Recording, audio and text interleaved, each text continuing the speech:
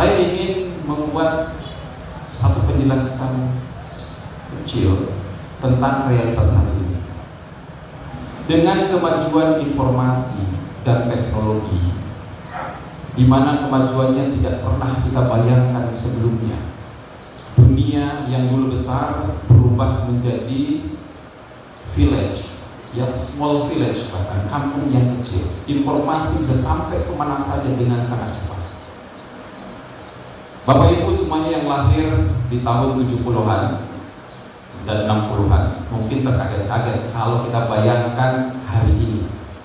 Dulu saya dari Mesir, kalau pengen telepon susahnya luar biasa, harus ke telepon rumah, dan di rumah nggak punya telepon, nyambung ke telepon orang lain. Betapa susahnya informasi, pengen mengakses apa saja susah, pengen beasiswa itu saya harus datang ke kedutaan-kedutaan mengajukan, ikut daurahnya pun nggak ketahuan, informasinya hanya orang tertentu saja. Tapi hari ini semua informasi sudah bisa didapatkan oleh semua orang. Semua sistem telah berubah. Perubahan dan kemajuan yang kita rasakan hari ini melahirkan satu disrupsi, satu perubahan besar yang tidak pernah kita bayangkan sebelumnya. Perubahan-perubahan ini disebabkan oleh kemajuan teknologi, di mana mereka yang bisa beradaptasi dengan kemajuan di bidang informasi dan teknologi, mereka akan bertahan. Bahkan bagi yang baru tumbuh, dia akan menjadi besar. Tapi bagi mereka yang tidak beradaptasi dengan perkembangan hari ini, maka secara otomatis mereka akan tenggelam di semua sisi kehidupan, dalam bidang bisnis, dalam bidang ekonomi, dalam berbagai bidang, termasuk bidang pendidikan. Kompetisi sekarang sifatnya sangat terbuka. Tidak ada raksasa besar yang bisa meyakinkan kita dia akan bertahan. Kita melihat situasi yang sangat berubah secara eksponensial. Dulu bapak-bapak pernah punya HP, masih ingat mereknya, namanya Nokia. Masih ingat semuanya? Ada Nokia pisang 660, ada 310, ada 910 dan lain sebagainya. Betapa kita merasa Nokia itu sebagai alat yang sangat penting buat kita. Kita tidak pernah membayangkan Nokia akan tumbang dan akan hilang, padahal perusahaan yang sangat besar. Tapi karena Nokia tidak bisa beradaptasi dengan perkembangan hari ini, saat itu muncul satu teknologi namanya BlackBerry. BlackBerry memberikan layanan WA, bukan messenger lagi, tapi WA, di mana semua yang tersambung itu gratis. Tapi Nokia belum beralih, maka secara otomatis lambat namun pasti orang-orang beralih ke BlackBerry, termasuk Bapak Ibu semuanya beralih ke BlackBerry biar bisa lebih ngirit, kan begitu. Nokia tidak cepat melakukan perubahan, maka Nokia tumbang, ditinggalkan. Sekarang untuk bangkit lagi susah kalau sudah tumbang. BlackBerry pun sama. Siapa yang pernah membayangkan di antara kita semua BlackBerry bisa tumbang? Semua orang berbangga dengan BlackBerry, termasuk bapak-bapak semuanya, bapak ibu semuanya. Wah, punya BlackBerry itu wow. Kenapa? Karena kita bisa berbincang, bisa mengirim WA secara bebas kapanpun dengan siapapun yang sama HP-nya tanpa harus keluar pulsa. Dulu pulsanya mahal. Tapi muncul teknologi baru, yaitu Android, yang menawarkan bisa memberikan layanan bukan hanya antar sama BlackBerry, tapi untuk semua. Awalnya ini ditawarkan dulu kepada BlackBerry, tapi BlackBerry tidak mau. Dia merasa brandnya sudah kuat dan dia pengen hanya tersambung khusus antara BlackBerry untuk menguasai pasar. Tapi yang terjadi, Android bekerja sama dengan beberapa merek di dunia komunikasi, maka muncullah WhatsApp yang sekarang kita gunakan. Maka secara otomatis BlackBerry pun tumbang. ganti dengan teknologi baru, sampai dijual tahun ini BlackBerry itu perusahaannya tidak bisa bertahan. Dulu kita mengenal Bluebird. Siapa yang nggak kenal di sini Bluebird? Kemudian apalagi di Jakarta banyak ya penyedia layanan mobil antar. Tetapi setelah lahirnya teknologi baru, di mana mobil tidak harus dimiliki oleh perusahaan, bahkan ada perusahaan yang tidak perlu memiliki mobil, tapi hanya memiliki aplikasi yang menghubungkan orang-orang yang punya mobil. Ada Gojek, ada GoCar dan sebagainya. Maka perusahaan-perusahaan ini tumbang juga. Sahamnya anjlok, mengecil, armadanya berkurang, pelanggannya berkurang, asetnya turun drastis, tumbang. Dulu Bapak Ibu mengenal sepatu yang paling kuat Bata.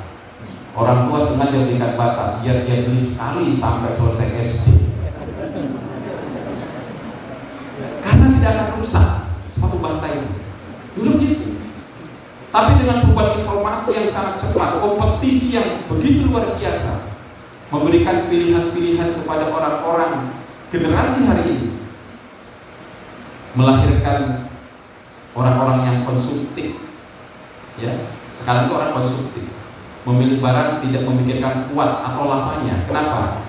Dia memilih trennya. Kalau lagi trennya seperti itu, berebut memilih barang seperti itu. Tidak ada lagi pilihan gara-gara kuat. Maka Bata, lambat laun yang menekankan pada kekuatan, pada kualitas barangnya pun ambruk dan bangkrut. Dan banyak lagi perusahaan-perusahaan yang dulu, ribuan perusahaan yang dulu kuat, hari ini tumbang. Jogja tumbang, Ramayana tumbang, Matahari tumbang, Giant tumbang. Siapa di antara kita yang membayangkan para kapitalis besar itu bisa tumbang? Tidak ada.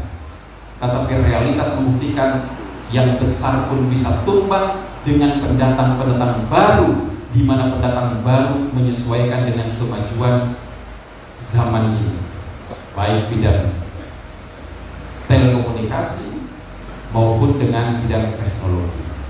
Nah, ini sebuah realitas yang harus kita paham. Realitas ini kalau tidak kita tangkap, maka ini akan berbahaya buat kita semua. Ini yang disebut dengan disruption, perubahan besar yang tidak terkontrol, bahkan gila-gilaan. Semuanya berubah. Cara pandang orang berubah, cara berpikir orang berubah, minat orang berubah, lifestyle orang juga berubah, termasuk di dalamnya dunia pesantren. Kalau kita lihat di Forbes, 500 dari 1000 perusahaan yang masuk terbaik di dunia, 500 lebihnya adalah perusahaan baru yang baru berumur 4 sampai 1 tahun. Artinya ada pergeseran besar, perusahaan-perusahaan besar itu telah tumbang, tidak ada namanya, telah dijual. Itulah sebuah realitas. Tantangan yang dihadapi hari ini tidak seperti dulu. Tetapi di sisi lain, banyak pendatang-pendatang baru yang bisa beradaptasi dengan perkembangan, mereka bisa melaju lebih cepat. Dulu kita tidak pernah melihat anak-anak muda umur 20 tahun sampai 30 tahun memiliki uang puluhan miliar. Gak pernah melihat orang umur 30 tahun punya aset sampai 100 miliar, apalagi triliun. Tidak pernah terbayangkan oleh kita. Karena syarat untuk menjadi kaya raya itu syaratnya tua dulu, baru kaya. Betul kan zaman dulu? Kalau umurnya 40 tahun, dia sudah kebeli mobil BMW. Itu eksekutif muda. Kalau umur masuk 50 tahun, dia baru kebeli mobil Mercedes-Benz. Itu levelnya tahapannya seperti itu. Tapi hari ini anak umur 25 tahun, 20 tahun, mereka sudah kebeli Veyron Bugatti Veyron. Kenapa? Karena hari ini cara berpikirnya beda. Kalau dulu orang tua pengen memperbesar usahanya di satu tempat, Tapi hari ini lebih mengedepankan ekspansi sebanyak mungkin di semua titik. Satu orang bisa punya 100 cabang, 200 cabang, bahkan 1000 cabang dengan sistem franchise. Maka lahir para pengusaha baru, anak-anak muda baru yang hebat, di mana mereka menggunakan kemajuan teknologi sebagai alat untuk bangkit. Saya ini bertestimoni, ini omongan saya nyata. Saya dulu punya kisah di Bima ini. Saya masuk pesantren ini pengen niru ayah saya. Ayah saya ahli tirakat, hidupnya zahid dengan definisi zahid yang kedua, bukan yang pertama. Saya ikutin ayah saya, kemana-mana saya nggak mau naik kendaraan, ya saya puasa, kemana-mana jalan semua. Mengaji pun saya pasaran di arde, buku pun tak bisa jalan kaki. Kemudian saya presentasi di anak-anak kelas 2. Siapa di antara kalian yang pengen melanjutkan perjuangan saya untuk menjadi pengasuh pondok pesantren untuk berdakwah? Tidak ada satu kelas itu yang ngacung. Tidak ada yang berminat jadi kiai. Saya tanya, lalu minatmu jadi apa nak? Dokter, ngacung. Ya, pengusaha, polisi. Ternyata kiai tidak menarik buat mereka. Kenapa kiai tidak menarik buat mereka? Karena memang saya menampilkan kesederhanaan saat itu. Saya bilang, saya udah selesai. Saya pulang dari Jakarta, saya pengen berubah. Tapi saya sakit hati. Ternyata santri sendiri nggak mau melanjutkan perjuangan untuk menjadi kiai. Alasannya kenapa? Karena generasi hari ini, milenial ini adalah generasi yang materialistik. Cara berpikirnya materialistik. Dia pengen mencari karir, pekerjaan, atau apa saja yang dibayangkan oleh mereka memiliki masa depan yang bagus. Kenapa anak-anak tuh pengen jadi dokter? Karena dianggap oleh banyak orang sejahtera, padahal mobilnya dari orang tuanya. Tapi itulah realitasnya. Maka saya langsung ke Jakarta sama saya Ustaz Tarno. Saya selesai presentasi langsung saya ke Jakarta. Antar saya ke Jakarta siang-siang. Berangkat ke Jakarta, saya beli mobil Alphard sama Teana, saya tongkrongin di depan. Saya kumpulin santri-santri lagi besoknya. Alhamdulillah sudah kebeli ini mobil sekian harganya. Bagus teknologinya. Emang berkah jadi kiai itu. Ya. Lalu saya sampaikan ke santri-santri itu, siapa yang pengen jadi kiai seperti saya? Ngacungkan tangan semuanya. Ya. Jadi itulah anak hari ini. Maka sekarang kita sulit mengharapkan para generasi baru pengen jadi ustadz, apalagi kiai. Kalau kiainya zahidnya dengan modal yang kedua, kiai harus berubah zahidnya dengan zahid yang pertama. Apa? Yaitu meninggalkan ketergantungan hatinya dengan kekayaan tanpa harus membuat memiliki, tapi tidak mencintai lebih penting. Apa? Untuk memberikan motivasi kepada anak. Akhirnya saya terus, kalau gitu saya kumpulin aja otomotif, saya kumpulin mobil tuh, Nemor, Bentley, semua saya kumpulin mobil itu. Ya, pokoknya mobil isinya kalau parkir itu orang ini kiai kebun dunia. Mereka nggak tahu saya sedang memberikan motivasi kepada anak. Nah, dari tahun 17 saya masuk di semua klub. Saya beli Hammer karena pengen masuk klub Hammer. Saya beli motor Harley karena pengen masuk klub Harley. Semua, walaupun apapun saya beli itu. Saya beli Mercy. Saya bilang kalau kiai Mercy-nya nggak boleh yang sederhana, harus yang paling baik di antara satu klub tadi. Itu untuk haibah, untuk wibawa. Akhirnya itu saya bangun. Saya bergabung dengan komunitas orang-orang yang paling kaya saat itu. Itu tahun 2017. Sampai tahun 2019 saya berhenti. Saya fokus ke pesantren saja. Kemarin saya kumpul lagi, ternyata suasananya sudah beda. Dulu orang yang kaya punya mobil sampai 80 tadi, sekarang dalam kesulitan. Dulu pengusaha yang punya rumah sakit begitu gagahnya, sekarang mulai kesulitan. Ya, yang punya mall sekarang menangis. Semua sahabat-sahabat di klub ini menyatakan ini suasana kok sulit banget. Dulu kami itu mudah mendapatkan uang sekian, aset-aset sudah dijual. Saya bilang ke mereka, bukan dunia yang sulit, tapi Anda yang tidak berubah. Menolak berubah di hari ini ancamannya adalah kematian. Maka orang-orang yang dulu saya kenal tahun 2015 sekarang tidak lagi seperti dulu yang saya kenal. Aset-asetnya sudah dilelang, sebagiannya sudah terjual, usahanya mundur drastis. Kenapa? Karena menghadapi kompetisi baru dengan model baru. Saya bilang ke mereka, kalian kalau tidak melakukan perubahan, kalian akan kalah menghadapi generasi hari ini yang lebih gencar, yang lebih kreatif, menggunakan semua model yang tidak pernah generasi 80-an. Jadi sebetulnya ancaman ini dihadapi semua bidang. Kenapa demikian? Itu tadi yang saya bilang, mindsetnya sudah berubah semuanya. Orang nggak mau lagi ke mall. Ngapain saya ke mall? Cukup beli pakai online. Walaupun ibu-ibu kadang-kadang kaget gitu, beli baju di online, kok bagus. Pas dibeli, dipakai kok beda. Kenapa? Karena badan ibu kayak buntelan, jadi berubah kan. Beda badannya kan gitu kan. Ini online sekarang.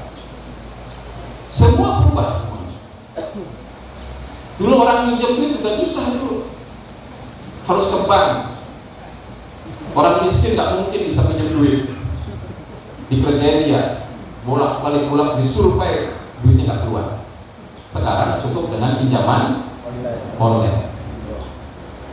Anaknya game online, bapak-bapaknya pinjaman online, ibu-ibunya beli belanja online. Akhirnya kejebak dengan judi online. Itu perubahan dahsyat. Kalau dulu lagi judi digerebek, kenapa? Sabung ayam. Sekarang nggak ada digerebek. Kenapa? Orang lagi kerja, di tengah-tengah kerja, saya menyaksikan sendiri. Di sini pekerja ada 200-an lebih yang kerja bangunan selalu lengkap. Kalau siang-siang saya lewat, iuran jangan diurutin, tadi pasang kurang 100.000.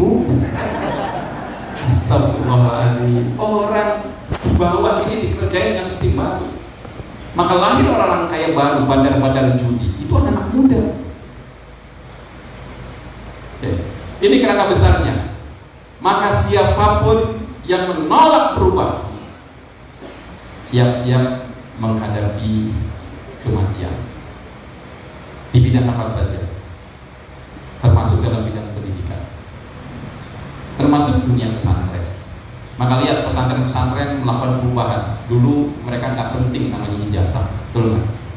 Tapi hari ini semuanya mengejar ijazah persamaan dengan sistem yang kemudian buat. Kenapa? Karena kalau sekolah atau pesantren itu tidak punya ijazah, nggak ada yang mau masuk ke pesantren tadi.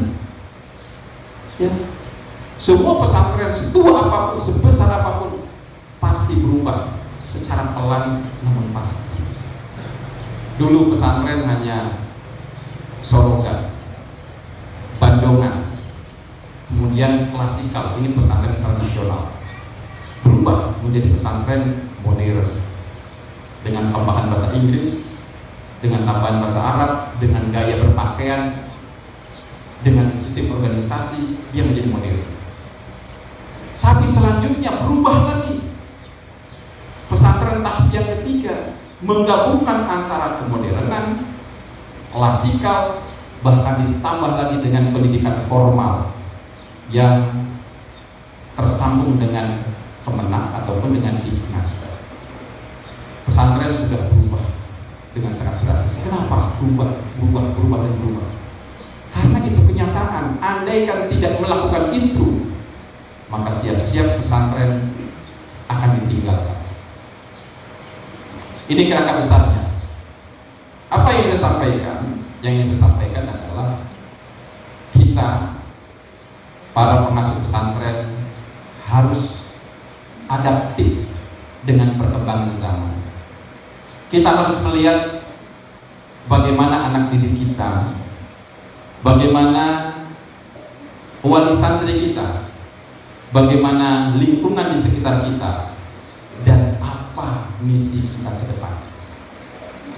Kalau kita masih bertahan dengan yang ada tanpa melakukan inovasi, tanpa melakukan perubahan, maka tentu ini akan membahayakan dalam jangka panjang. Tidak mengherankan dalam dunia pendidikan, kita lihat hari ini banyak lembaga-lembaga baru yang muncul, tapi perkembangannya sangat pesat, bahkan ekspansif. Dia bisa buka di beberapa cabang. Tapi di sisi lain, ada pesantren yang besar tapi menghadapi masalah dari sisi peminatan.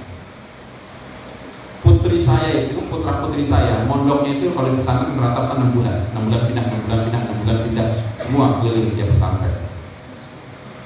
Termasuk di luar negeri juga, ini mulai dipindah-pindah tiap tahun. Ya, kamu Maroko pindah ke Tunis, pindah ke mana, saya kelilingkan. Saya mempelajari semuanya. Jadi kalau saya pengen mempelajari pesantren itu, saya cukup kirim saja anak saya berangkat ke sana. Saya kasih kuesioner semuanya. Kamu isi kuesionernya. Pulang, laporan selesai, kamu pindah lagi pesantrennya. Jadi saya itu tahu sistem pesantren yang paling modern, yang boarding, yang internasional, yang apapun saya kirim untuk mempelajari. Nah, yang unik ada sebuah pesantren yang zaman kakaknya itu PPDB-nya pendaftarnya 13.000 pendaftar, tapi penerimaannya hanya 4.000, selektif sekali. Tapi memang menghadapi situasi di mana tidak akan adaptif dengan hari ini. Misalkan ajaran barunya tidak menyesuaikan dengan sistem ajaran baru nasional. Misalkan contoh, kan harus nunggu 1 tahun berarti kalau mau masuk pesantren itu. Apa yang terjadi? 2 tahun ini di bawah 2.000 pendaftarnya, kuotanya 4.000. Kenapa? Karena orang hari ini nggak bisa hanya cinta, disuguhi loyalitas itu nggak bisa. Pilihannya terlalu banyak.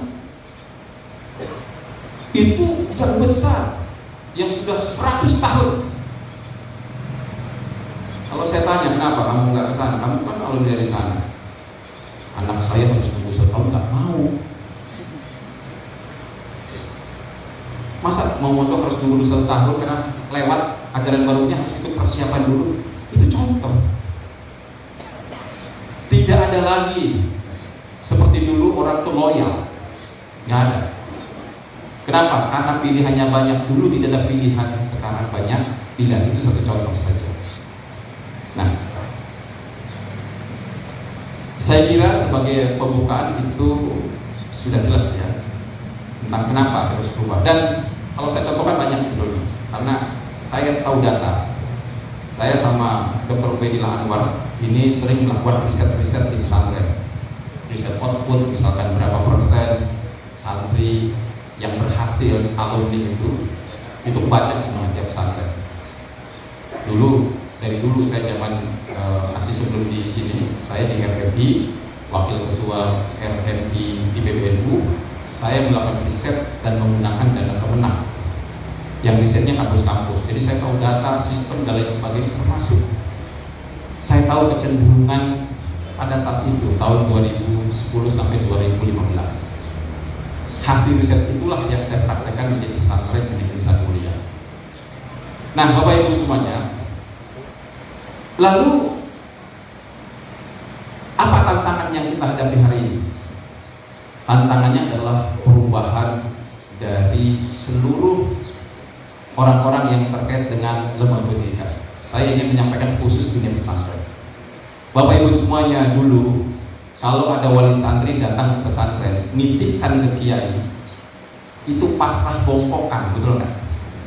Pokoknya gimana Pak Kiai saja, yang penting dia menjadi anak yang soleh. Kayak gitu dulu.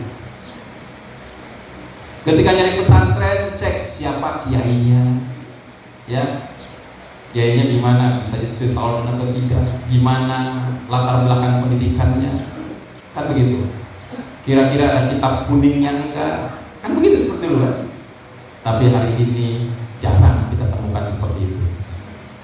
Saya melakukan riset di PPDB, ada tim PPDB di Bima. Setiap orang datang kita tanya, ada kuesioner. Apa pertanyaan mereka pertama? Tidak ada satupun yang menanyakan kitab kuning. Apa pertanyaannya? Pertanyaan pertama adalah, di sini ada tahfidnya apa tidak? Ini karena kita kan rata-rata Jabodetabek dan Jawa Barat. Yang pertama adalah ada tahfidnya apa tidak. Artinya apa? Orientasi dari wali santri dengan sistem informasi hari ini, di mana tahfid itu diagungkan begitu luar biasa. Setuju atau tidak kita itu nggak ada urusan, tapi realitasnya semua terhipnotis dengan tahfid. Apakah karena ukhrawi? Enggak juga. Wali santri bukan bicara ukhrawi, dia bicara duniawi. Pengen tahfid itu yang pertama, satu kebanggaan, punya anak tahfid. Makanya di-upload setiap saat kalau punya anak tahfid Al-Quran. Ya. Wisuda di Bima itu tiap semester dilakukan di Hotel Astor. Tidak ada wali santri yang merangkul anaknya menangis ketika dia lulus dalam program bahasa Arab. Nggak ada. Dalam program fikih, tahsin atau apa sih nggak ada nangis. Tetapi ketika anaknya hafal Al-Quran, semuanya memeluk, menangis begitu luar biasa. Ya, saya kemarin wisuda itu ada 186 yang tahfidz di Bina Mulia dalam satu semester. Itu semuanya tidak ada yang nangis rangkul, mengucapkan terima kasih luar biasa. Tapi tidak ada satupun wali santri setelah turun dari panggung datang ke saya mengucapkan terima kasih gara-gara dia lulus dalam program bahasa Arab. Apa maknanya? Ini tantangan buat kita. Apakah kita masih kekeh dengan yang kita pertahankan? Saya nggak mau ada tahfidnya, misalkan kan gitu. Kalau kita kekeh, ya kita menghadapi sebuah realitas di mana orang-orang berharap anaknya pesantren tahfidz. Saya dulu juga itu, ngapain tahfidz Quran? Saya juga dulu pernah hafal tapi lupa, di azhar apa lupa. Saya nggak mau, saya bertahan. Kenapa? Saya praktekkan sistem tahfidz pondok pesantren salaf. Butuh waktu 3 tahun. Orientasinya itu ke tahfidz. Kita capek semuanya. Saya cek di sebelah, kok cepat tahfidz ini. Berapa bulan ini tahfidnya? Oh, 1 semester tahfidz ini. Gimana caranya? Oh gini, kita belajar. Kirim pengajar di sana sekolah, selesai praktekkan. Saya cek, kualitas kan jauh dengan pesantren yang salaf itu. Tapi orang tidak bisa bicara kualitas. Kebutuhannya seperti itu. Yang penting dapat sertifikat tahfidz, kan begitu? Yang penting dia sudah setor. Kenapa? Karena orientasi mereka, anaknya pengen masuk ke perguruan tinggi, masuk kedokteran, masuk apa saja, menggunakan ijazah dan hafalan tahfidz. Masuk ke polisian pakai tahfidz, masuk ke sekolah kedinasan pakai tahfidz, masuk ke sekolah negeri pakai tahfidz. Nggak ada pakai kitab kuning. Ini tantangan kita. Jadi orang tua, saya pengen tahfidz, anak saya pengen masuk kedinasan, anak saya pengen masuk. Oh, anak saya masuk mana?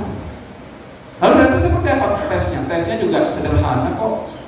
Cek sertifikat saja, kemudian dicek. Coba saya tulis sumpah, tuliskan. Tilkar rusul, tuliskan. Cuma tuliskan ayat, nggak ada seman Al-Quran sampai selesai kan? Jadi dengan pola hafalan yang sederhana itu sudah cukup. nyetor terus sampai akhir selesai. Mungkinnya diserahkan masing-masing. Kan begitu polanya di pesantren-pesantren tahfidz itu. Nah, tinggal yang pengen serius dimungkinkan 3 bulan lagi tambahan. Ini polanya. Ini contoh kecenderungannya. Artinya apa? Kalau kita tidak mengikuti perkembangan ini, kita ini menghadapi tantangan yang berat. Boleh tanya ke PPD 5, semua nanyanya ada tahfidz Al-Qur'annya apa tidak? Bukan bicara ukhrawi. Kenapa Bu? Harus ada tahfidznya. Anak saya pengen masuk kampus negeri. Anak saya pengen masuk ke polisi. Jadi tahfidz itu yang tadi ukhrawi menjadi duniawi. Itu orientasi itu. Kita nggak bisa menolak. Ya. Ada juga yang bilang juga oleh santri, saya pengen masuk surga. Saya ini kurang soleh. Katanya kalau anaknya tahfidz, ya saya pasti masuk surga. Ini kan orang awam di luar kan. Ini contoh. Yang kedua kecenderungannya, ada pertanyaan, walaupun bukan pertanyaan yang pertama. Ini dalam obrolan, kira-kira kalau alumni pesantren itu bisa melanjutkan kemana ya? Itu pertanyaannya. Kakak kelasnya lanjutkan kemana? Artinya wali santri bukan hanya bicara tentang kesalehan, tapi bicara tentang masa depan anaknya. Itulah kenapa dia butuh ijazah. Bahkan kalau dulu masih ngomongin ijazah, sekarang ngomongin kalau saya selesai bukan ijazah, tapi kira-kira apa yang bisa dapatkan anak saya ini, kira-kira melanjutkan kemana? Ini tantangannya. Ada perubahan dari wali santri. Yang ketiga, kalau dulu wali santri itu datang ke pesantren menyerahkan anaknya, serah bokokan, udah gimana Pak mau diapain saja. Kalau sekarang enggak, semuanya pakai survei dulu. Enggak ada datang ke pesantren langsung menyerahkan anak, dia survei dulu satu-satu. Keliling sebelum pesantren baru menentukan. Ketika dikeliling dia tanya apa? Bagaimana nanti anak saya kalau pagi siang sore minta jadwalnya ke dia, ditanyakan. Bahkan bisa nggak saya tahu perkembangan anak saya? Wali santri sekarang itu pengen lebih real time, pengen tahu kondisi anaknya. Saya kalau telepon nanti ke siapa? Banyak wali santri yang ngambil anaknya di pesantren yang susah komunikasi sekarang itu. Sedikit susah komunikasi saya ambil. Anak-anak saya kok dilarang komunikasi kan gitu. Ini yang ada di wali santri hari itu berubah. Pertanyaannya aneh-aneh, nggak ada ngomongin anak soleh itu jarang banget di PPDB. Kalau dulu kan yang penting anak saya soleh, sekarang nggak ada solehnya, adanya marfu'ah. Realitas hari itu semua bicara tentang apa yang akan dilakukan pesantren. Dia pengen tahu secara jelas apa yang dilakukan. Dia tanya juga yang menarik, apa yang didapatkan kira-kira anak saya di pesantren ini, dapat ilmu apa saja. Lalu saya nanti tahunya dari mana hasilnya. Ajaib hari ini. Saya pesantren di Lirboyo 3 tahun, ayah saya nggak pernah nanyain gitu. Pulang nggak pernah ditanya, bahkan nggak suruh setoran alfiah lagi kan gitu. Udah lulus. Orang tua sekarang nggak nanya ke pesantren, bisa apa kalau pesantren diisi dalam 3 tahun. Soalnya di pesantren di sana katanya nih, kalau dalam 3 tahun udah bisa ini. Kalau di sini gimana? Santri ini ajaib. Ya. Itu sebuah realitas yang nyata yang dihadapi oleh tim PPDB misalnya. Berubah. Ya. Bahkan banyak juga di antara wali santri yang menanyakan fasilitas. Ya. Kami dulu unik ya. Saya bangun di Mas 1 itu. Di Mas 1 itu dari 2013. Itu pesantren paling unik. Pesantren yang tidak pernah punya kelas. Coba bayangkan, kita punya pesantren karena percepatan, sampingnya banyak terus, mau bangun kelas nggak keburu, bangunnya gedung asrama lagi. Kita kalau udah ditanya fasilitas bingung gimana jawabnya. Apalagi kalau mau ditanya di mana kelasnya, bingung kan? Tapi saya ini banyak akal. Jadi bikin aturan saja, semua wali santri tidak boleh masuk ke pondok pesantren. Jadi wali santri cuma sampai gerbang doang dulu kan gitu. Kenapa? Karena kita nggak punya kelas. Ya, kita nggak punya bangku sekolah loh bertahun-tahun. Baru tahun ini kita punya di 51 itu. Artinya berapa? 10 tahun kita nggak punya kursi. Ya, bangunan acak-acakan. Tapi peminat meledak-ledak terus. Ternyata bukan fasilitas yang jadi masalah. Cuma ada juga wali santri yang kritis terkait fasilitas. Makanya saya bangun cuma 2, yang ngomongin fasilitas cuma 2. Ya. Malah saya itu kalau wali santri yang tahu katanya di Bini Nusanturia nggak ada kelasnya ya di masa itu. Saya jawab betul Bu, nggak ada. Kenapa nggak ada kelasnya? Itu untuk memudahkan kita dalam sistem KBM. Karena kalau KBM yang menggunakan kamar-kamar, secara otomatis nggak ada orang sakit dan nggak ada orang yang malas. Kamarnya digunakan juga untuk KBM. Alasannya pinter, kiai. Aslinya nggak sanggup bikin kelas gitu. Karena bangunannya kan cukup. Nambah lagi. Kita bangun tuh nggak sesuai itu. Tenaga kita terbatas. Jadi kalau udah main fasilitas itu yang saya bilang jangan terpaku dengan fasilitas. Tapi ada juga wali santri yang menanyakan tentang fasilitas. Ini contoh-contoh tantangan hari ini. Kenapa mereka demikian berubah? Karena informasi yang mereka dapatkan itu luar biasa. Dulu kalau mereka ke pesantren, wali santri masih keliling, masih ada. Sekarang sudah mulai jarang yang keliling. Ya. Tidak ada lagi orang keliling, jarang banget yang keliling. Di Bima ini udah nggak ada orang daftar keliling, langsung bayar, langsung daftar semua. Datang ke sini untuk memastikan saja dokumen ini oke, clear. Kenapa? Karena mereka mencari informasinya tidak datang ke tempat, tapi browsing di internet. Kalau tahu pondok pesantren ini kayak apa fasilitasnya, cek semuanya. Dia cek, riset, baru dia tentukan salah satu dari yang menurut dia ini bagus.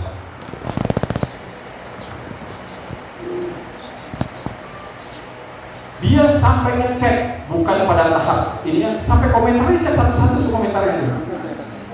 Jadi kalau ibu ngupload sesuatu, lihat komentarnya. Di komentarnya dicek. Saya lihat di kolom komentar itu begini katanya. Nah ini situasi hari ini. Kecenderungan semua. Nah, maka Bapak Ibu semuanya, ya, kita harus merespon situasi disrupsi ini dengan langkah-langkah strategis, dengan langkah-langkah inovatif. Caranya tentu harus banyak belajar kepada siapapun, tidak boleh berhenti untuk belajar. Jadilah pembelajaran yang baik, dan itu yang kita lakukan.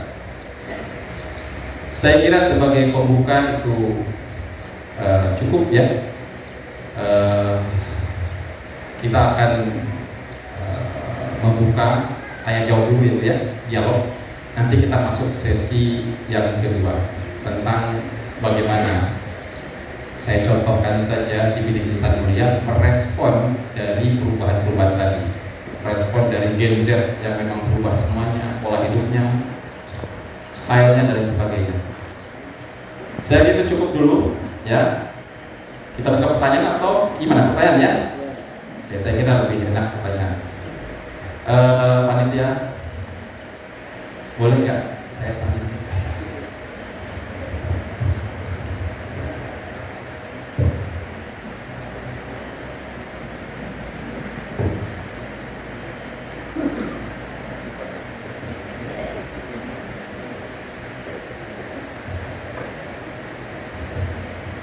Baiklah, untuk mengisi kekosongan sesi yakni tanya jawab kepada para hadirin Bapak Ibu sekalian yang ingin bertanya atau memiliki pertanyaan, mangga dipersilakan. Mangga angkat tangan.